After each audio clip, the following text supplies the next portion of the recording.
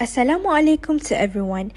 We are the students of Sekolah Menengah Kebangsaan Tuanku Lailatul Shahreen, or known as SMKTLS.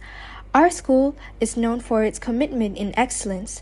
Our students have represented Perlis in many fields like sports, such as handball, tennis, speed sprint, and more, and even in the field of innovation and ICT. As of 2025, SMKTLS has approximately 500 students.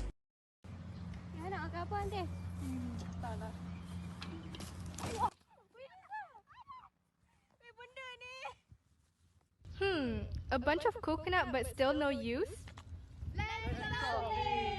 Report by Report Linker states that coconut production for this year has decreased by 1% compared to the year 2021. With all these waste, we decide to reuse it as a form of energy charcoal, based on a study by Shalolo. Actually, coconut coal is much cheaper than normal coal, Which usually costs around 22 ringgit and 4 cents, which makes it more economical and suitable option. Coconut shell charcoal also has a high commercial value. It's commonly used to activate carbon, which is essential for water, air purification, and industrial processes and more. Turning coconut shells into charcoal not only reduces waste, but also creates a sustainable energy source. This process helps the communities economically and supports a greener environment. It's eco-friendly and renewable since coconut shells are biomass, which is beneficial for the environmental, while fossil fuel contributes to the environmental degradation.